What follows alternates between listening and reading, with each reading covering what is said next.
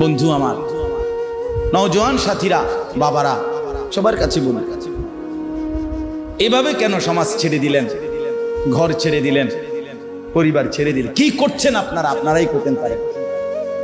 এই এক set sofa, 6টা চেয়ারওয়ালা, একটা ডাইনিং টেবিল, একটা ফ্রিজ, আর কয়টা কাচের প্লেট, লবণের বাটি, চায়ের কাপ, 2টা আলমারি, 4টা খাট, আর টাইলসওয়ালা একটা বাসা, 4টা রুম, 2টা বাথরুম।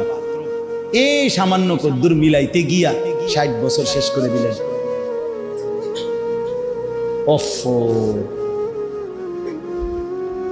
এই এত লম্বা হায়াত, এতগুলো সপ্তাহ, মাস, বছর, এটুকুতেই কি শুনাইলেন? 3 ছেলে বিদেশ পাঠাইছেন, 4টা মেয়ে বিয়ে দিছেন, বাইতে একটা বিল্ডিং করছেন, গ্রামে কদ্দুর জায়গা লইছেন, শহরে কদ্দুর জায়গা লইছেন, ব্যাংকে কোকা টাকা জমাইছেন, খালাস। এই তো মুসলমান, এই ছিল জীবন। এতটুকুতেই মানে তৃপ্ত হয়ে গেলেন। ছেলেটা 1 ওয়াক্ত নামাজ পড়ে না, অথচ বয়স 16, মেয়েটার বয়স 15-14, একদিনও পর্দা করে না। আপনার ঘর থেকে রঙে রসে সাইজা, টাইট কাপড় পইরা, অসভ্য, নির্লজ্জা, বেহায়া মেয়ে প্রতিদিন বের হয়। আপনি বোঝেন না কারে দেখাইতে বের হয়? আপনার চোখে কোনো শরম নাই? আপনি এই মেয়েটার বাপ না? আপনি এই মহিলার স্বামী না? আপনি এত বেশরম কেমনে হইলেন? আপনি বাইচা রইলেন কেমনে? রাসূলুল্লাহ সাল্লাল্লাহু আলাইহি ওয়াসাল্লাম বলেন, কসম আল্লাহর, এটা হাদিস, যেই পুরুষ তার স্ত্রী সন্তানের জন্য অশ্লীলতা, বেহায়াপনা, নাফরমানি, বেপরদিগি পছন্দ করে, মেনে নেয়, স্বীকৃতি দেয়, আল্লাযী ইউকিররু আহলাহু আল খুবুস, নবীজি বলেন সেই পুরুষ দাইয়ুস। আর আল্লাহর নবী বলছেন দাইয়ুসের জন্য জান্নাত হারাম। দাইয়ুসের জন্য জান্নাত হারাম। এই জন্য ছেলেদেরকে বলি, ভাইয়া নষ্ট হয়েও না। আমার নওজোয়ান ভাইয়া, নিজেরে বরবাদ করে। এত বেডির দরকার নাই, পারতা না, কোনো দরকার নেই। শুধু শুধু এতটি বেডি লইয়া কোনো কাম হইতো না। সারা দিন সারা রাত মোবাইলে বেডির ছবি দেখো না, এত বেডি বেড হইতে লাগে না। এত নারী দরকার নেই। জীবন মানে শুধু নারী না, পৃথিবীতে আসার উদ্দেশ্য শুধুই নারী না। এক মহিলার ছবি, মহিলার সাথে প্রেম, এক নারীর দিকে নিয়ে সারা দিন রাত নারে দোস্ত। মানুষ এত মাতাল হওয়ার কথা না, এত পাগল, এত তার সিরা মানুষ হয়। নারী তো প্রয়োজন মানুষের মধ্যে। মানুষের মধ্যে ক্ষুধার চাহিদা, এটা কে দিছে? তো পূরণের ব্যবস্থা আল্লাহ রাখছে। মানুষের মধ্যে পানির তৃষ্ণা, এটা কে দিছেন? তো এটা পূরণের ব্যবস্থাও কে রাখছেন। মানুষের লজ্জাস্থানের চাহিদা, শাহওয়াত, এটা আল্লাহর দেওয়া। কার দেওয়া? তো এটা পূরণের হালাল পবিত্র ব্যবস্থাও আল্লাহর রেখেছেন কিনা বলেন তো? তাইলে আর সমস্যা কি? তাইলে আর সমস্যা কি? এর জন্য এরকম কুত্তার মতো হয়ে যাওয়ার অর্থটা কি বেটা?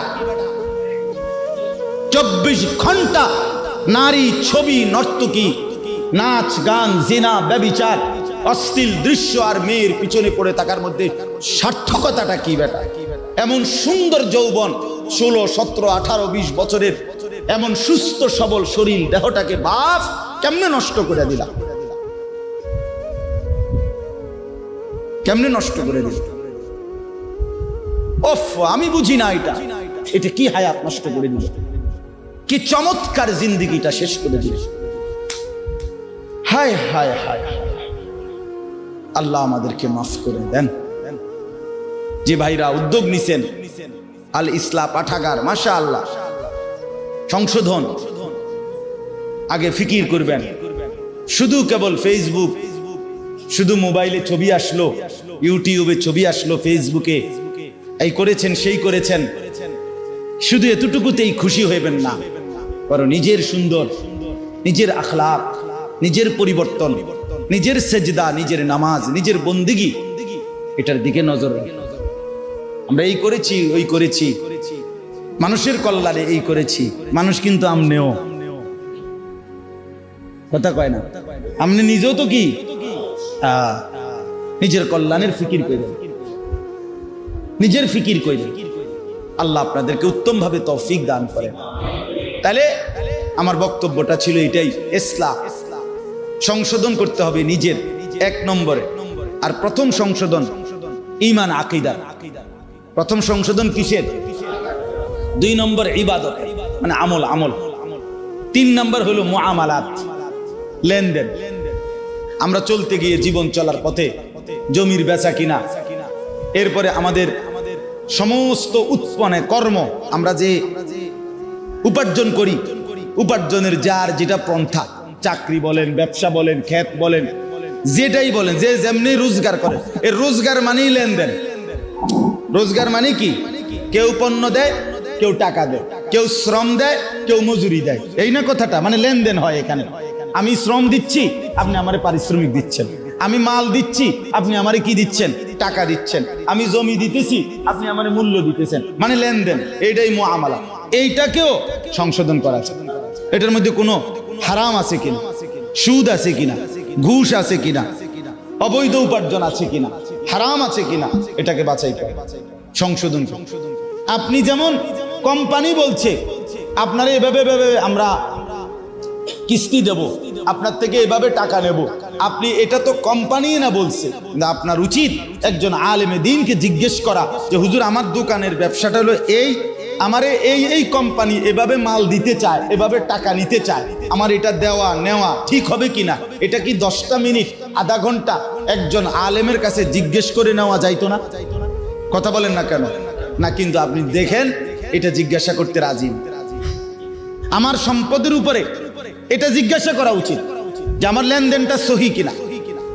এই যে আমাদের সমাজে যুগ যুগ ধরে বন্ধকের যেই সিস্টেম আজও বদলানো যাচ্ছে না, অথচ এটা 100 যে আধা 30 শতক 20 শতক আধাকানি জমি আমনে আমি দিলাম, আর আমনের থেকে আমি 50,000 টাকা নিছি বা 1 লাখ টাকা দিছি, বিনিময়ে আমনের কাছে আমি 20 শতক জমি কি রাখছি?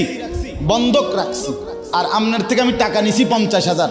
এখন আমাদের দেশের নিয়ম কি, যে যতদিন পর্যন্ত এই 50,000 টাকা সুদ না করবে, এবারে না দিতে পারবো, অতদিন এই 20 শতক জমি উনি ভোগ করবে। এটা না নিয়ম? এটা 100 হারাম, 100 হারাম, হারাম হারাম হারাম। এটা হারাম বেটা, হারাম খাইলা তুমি, হারাম খাইলা। যদি বলেন ওমা আপনি নতুন করে এই কথা কইলে হইব নি হুজুর? না, আমি নতুন করে কইলে হইতো না, জানতা আপনি আপনার পুরান কথা থাকেন, অসুবিধা, আপনার মানা করছি, আমি তো জামুগা। এখন বয়ান শেষ হইলে তো আমার গাড়ি রেডি, আমি দৌড় কুমিল্লা, আমি কিত্তাম আপনার কান্দে লই বয়ে থাকতাম।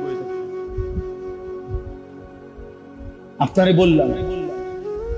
হ্যাঁ, এবার যদি আপনি বলেন না হুজুর এটা হারাম না, আপনার কাছে হুজুর আছে, অন্য কেউ বলছে এটা জায়েজ, তাহলে কে বলছে আমারে জানাইলে এরপরে আমার বিচার যেদিন হবে সেদিন আমি বটনি লাগাবো আপনার সামনে কানে ধরে, এবং ভিডিও হইব, রেকর্ডিং হইব, সারা দেশ দেখবো। আপনি বিচারের ডেট ঘোষণা দিয়ে আমি আমু বলে। তাহলে কথার কথা একটা উদাহরণ দিলাম। অসংখ্য গাছের ফল, পুকুরের মাছ আপনার আন্দাজের উপরে বিক্রি করে ফেলে। ও বইল মানে মুকুল বের হইতে হইতেই কি বিকচেলা ফল বিক্রি করে ফেলে। তো এটা কি হালাল না হারাম জিজ্ঞেস করছে? ওদের এমনি তো চলতে আছে, এমনি চললে এমনি তো কত মানুষে বিড়ি খাইতে, এই জন্য সবাই বিড়ি খাই যাবো নাকি? কত মানুষে তো টেলিভিশন দেখতেছে, তো এই জন্য বুঝি টেলিভিশন জায়েজ হয়ে গেছে, নাটক সিনেমা দেখা কি হয়ে গেছে? জায়েজ হয়ে গেছে। তাইলে অনেক মানুষ কোনো গুনাহ করলেই সেটা কি হয়ে যায় না, হালাল হয়ে যায়। আল্লাহ আমাদেরকে বুঝ দান করেন। আপনি যদি বলেন বন্ধকের এই সিস্টেম সঠিক বানানোর কোনো সিস্টেম না, মানে এই লোক কি করবো যে 20 শতক জমি ওনার কাছে যে আমি বন্ধক রাখলাম, তো এটা কি করবো উনি? এটা আপনি কি করবে, এটার একটা বুদ্ধি আছে, এটা আমি বলতাম না। আমি আমনের দরকার হলে আপনি হুজুরের জিজ্ঞেস, আমি অন কইতাম কেন না, কি লেগে বললাম না, জানার দরকার না, যার দরকার হে জিজ্ঞাসা। কষ্ট করে আলেমদেরকে জিজ্ঞাসা করলেই ওনারা হালাল তরিকা কি, বৈধ পন্থাটা কি সেটা বলে দিই।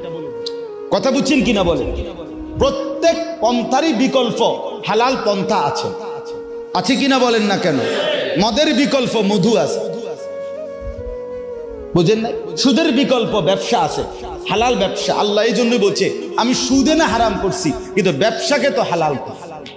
তাহলে বিকল্প হালাল পদ্ধতি আছে কিনা বলেন? আচ্ছা, আপনি জেনে নিবেন। 3 নাম্বার। 4 নাম্বার হলো মুআশারাত, আচরণ, পারস্পরিক আচরণ। মা বাবা, স্ত্রী, সন্তান, চাচা মামা ফুফা খালু, হ্যাঁ, পাড়া মহল্লা প্রতিবেশী, আত্মীয় স্বজন, বন্ধু বান্ধব, চলার পথের পথিক, মুসাফির, এতিম, গরিব, ফকির, মিসকিন, অসহায়, এই সমাজের আমাকে বাদ দিয়ে যত মানুষ, কার সাথে আমার আচরণ কি হবে এটা জানা, এটা ঠিক করা, এটাও আমার সংশোধনের অংশ। কথা বুঝছেন? মার সাথে আচরণ যা, স্ত্রীর সাথে আচরণ তা কেমন, সন্তান ভাইয়ের সাথে কেমন, নিকট আত্মীয়ের সাথে আচরণ কেমন, দূরের আত্মীয়ের সাথে আচরণ কেমন, এইটার স্তর জানা চাই, এটার স্তর জানা চাই। মাকে প্রাধান্য দিয়ে স্ত্রীকে জুলুম না করা, স্ত্রীকে প্রাধান্য দিয়ে মার উপরে জুলুম না করা, প্রত্যেককে তার হক আদায় করা। এই আল্লাহ আমাদেরকে বুঝ দান করেন। 5 নাম্বার হলো আখলাক, আমাদের অন্তরের ভিতরে চরিত্র। প্রত্যেক মানুষের অন্তরে 2 রকমের চরিত্র আছে, কিছু মন্দ চরিত্র, কিছু উত্তম চরিত্র। মন্দ চরিত্রগুলো সরিয়ে ফেলা আর উত্তম চরিত্রগুলো নিজের মধ্যে তৈরি করা, সংশোধন করা। যেমন আপনার মনে করেন কৃপণতা, এ মানুষের ভিতরে থাকে, কৃপণতার একটা অভ্যাস, এটা একটা মন্দ চরিত্র, এটা দূরে সরানো উচিত। দানশীলতা, পরোপকার, এটা একটা উত্তম চরিত্র, এটা আনয়ন করা উচিত। পরের গীবত, পরের প্রতি ঈর্ষা, মানে কারো কিছু ভালো দেখলেই গাও জ্বলা, হিংসা, ঈর্ষা, হিংসা, এটা একটা কি মন্দ চরিত্র।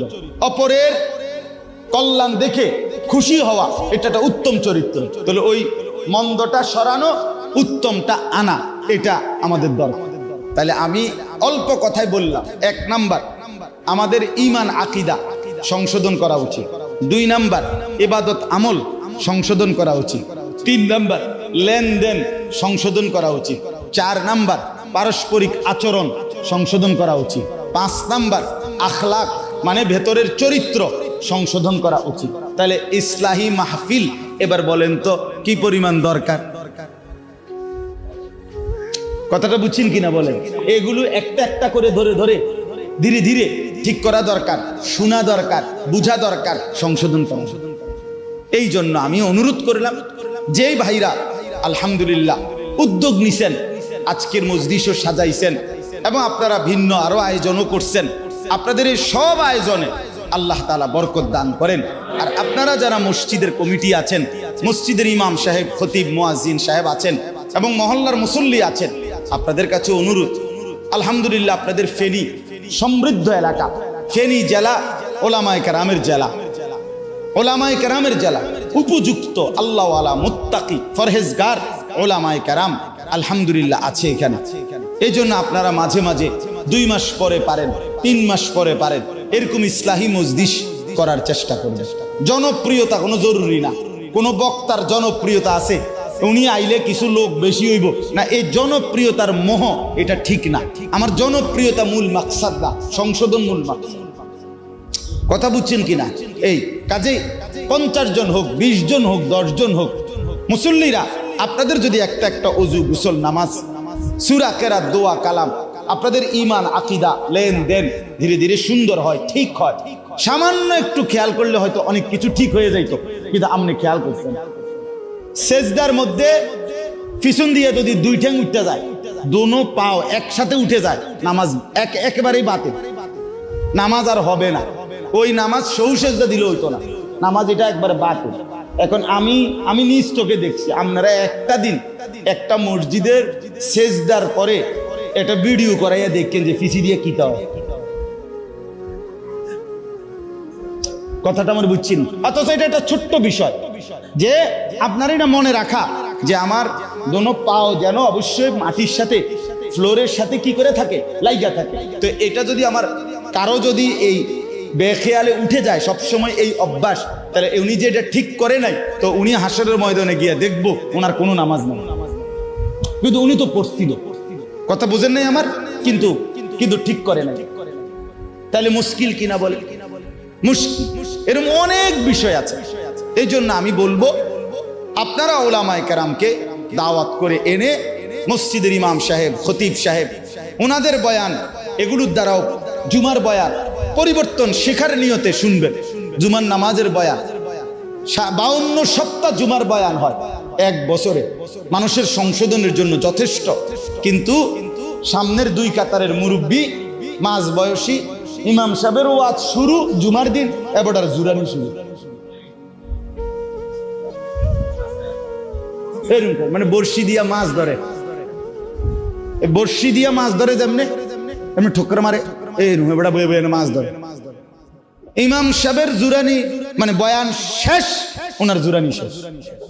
হ্যাঁ, আপনি ওনারে বলবেন চাচা আর জিমাইতেন না, আরে জিমাইলাম হইলে ইমাম সাহেব তো ওয়াজ করে না, এটা ইমাম সাহেবের দোষ। ইমাম সাহেব ওয়াজ বন্ধ করলো কেন? এই জন্য চাচার জুরানি বন্ধ হয়ে গেছে। আর পিছনের ছেলেরা এই ঠেলা ঠেলি, ধাক্কা ধাক্কি, রসিকতা, মোবাইল অথবা দুষ্টমি, ফালতু কথা, আহা। তাহলে পিছনের এই নওজোয়ান, এদেরও এই আল্লাহর কথার থেকে কিছু দরকার নাই, সামনের এই জিমাইনা গলার কাছেও দরকার নেই। তো আল্লাহর কথা শুনবে কে, শিখবে কে, জীবন সাজাবে কে? যদি বলেন সবাই, আমি বলি না, সবাই না রে বাপ। সবাই যদি এই সমাজে পচে যেত, নষ্ট হয়ে যেত, তো আসমান, সূর্য আর চন্দ্র আর উঠতো না। কিছু ভালো মানুষ, কিছু নেককার, কিছু চরিত্রবান, কিছু দিনদার, কিছু আল্লাহওয়ালা, কিছু তাহাজ্জুদ গুজার, কিছু সেজদাওয়ালা, কোরআন পড়নেওয়ালা আছে বলেই তো সূর্য উঠে, চাঁদ উঠে, রাত আর দিন আসে, আল্লাহর দয়া হয়। সিটার বাটপার, সুদখোর, ঘুষখোর, হারামখোর, মদখোর, নেশাখোর, জুয়ারি, তাদের জন্য সূর্য চন্দ্র ওঠে না, আল্লাহকে যারা সেজদা করে তাদের কারণে। অতএব দয়া করে, মেহেরবানি করে হায়াত কাজে লাগান, সময় কাজে লাগান, জিন্দেগি কাজে লাগান। আমি শুধু আয়াতের তরজমাটা বলি, এটাই কথা। ইন্না ইদ্দাতাশ শুহুরি ইনদাল্লাহি 12 শাহরান, আল্লাহ বলেন ফি কিতাবিল্লাহি ইয়াউমা খালাকাস সামাওয়াতি ওয়াল আরদ।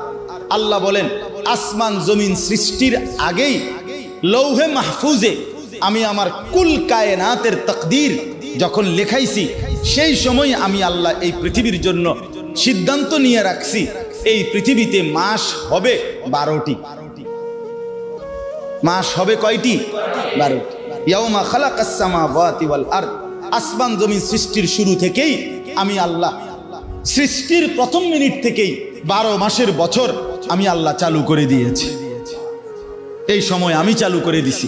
এই যে 12 মাস, এই যে সপ্তাহ, এই যে দিন, এই যে রাত, এই যে সকাল, দুপুর, বিকাল, প্রথমেরটারে কয় সকাল, এরপরে হইলে কয় দুপুর, এরপরে হইলো বিকাল, এগুলো তো আপনার জাতিসংঘের ফয়সালা, ঠিক না?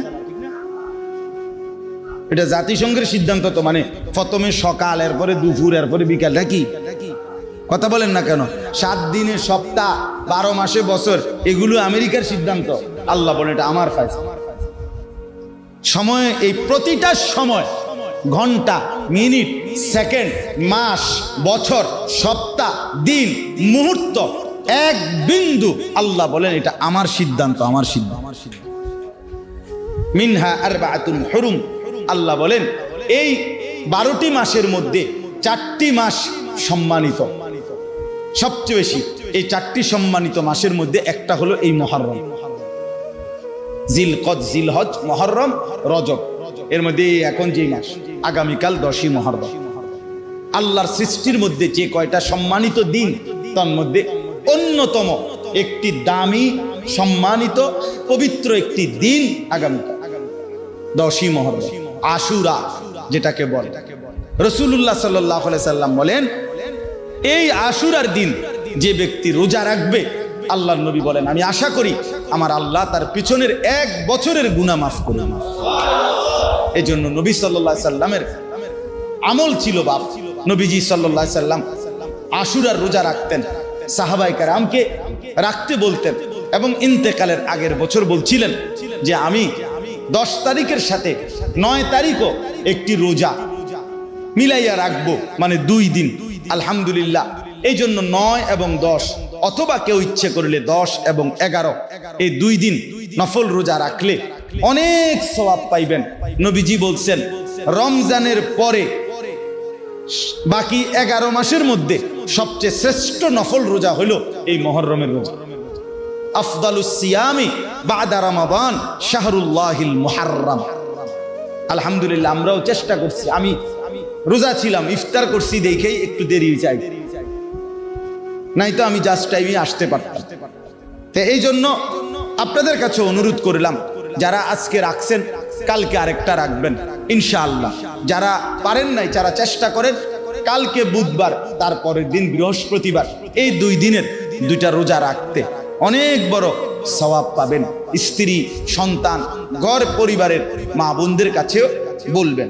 সর্বশেষ কথা হলো যালিকা দ্বীনুল কাইয়্যিম। আল্লাহ বলেন এই মাস, বছর, ঘন্টা, মিনিট, সেকেন্ড এবং সম্মানিত 4টি মাস, এই সব কিছুই আমি আল্লাহর অকাট্য বিধান। অতএব তুমি রাতকে ডবল একসাথে আনতে পারতা না, দিন ডবল একসাথে আনতে পারতা না, তুমি কোনো ঘন্টা আটকাইতে পারতা না, তুমি কোনো মিনিট থামাইতে পারবেন? আল্লাহ চাইলে পারবে, আর কেউ পারবে? আল্লাহ কোরআনে বলছে আমি যদি রাত টেনে লম্বা করে কিয়ামত পর্যন্ত রাত বানিয়ে রাখি, কুল আরাআইতুম ইন জাআলাল্লাহু আলাইকুমুল লাইলা সারমাদান ইলা ইয়াউমিল কিয়ামা মান ইলাহুন গায়রুল্লাহ ইয়াতিকুম বিদিয়াইন। কে আছে আমি আল্লাহ ছাড়া আগামী কালকের ভোর এনে দিব? বলেন তো, আছে কি কেউ? আছে কেউ? বলেন বাপ। অতএব আল্লাহ বলছেন এটা আমার অকাট্য বিধান। রাত্র আমি আনি, দিন আমি আনি, বছর আমি আনি, মাস আমার বাপ। এই শেষ কথাটা শুনেন, আল্লাহ কোরআনে বড় আমাদেরকে আদেশ করছেন, ফালা তাজলিমু ফীহিন্না আনফুসাকুম। অতএব আমার বান্দা, যেহেতু তুমি বুঝেছো যে মাস, বছর, সম্মানিত মাস অথবা ঘন্টা, মিনিট, সেকেন্ড, সময় সবটাই আমি আল্লাহর। অতএব আমার সময়ে, আমার দেওয়া সময়ে, আমার দেওয়া হায়াতে তুমি নিজের উপরে গুনাহ করে জুলুম করো না।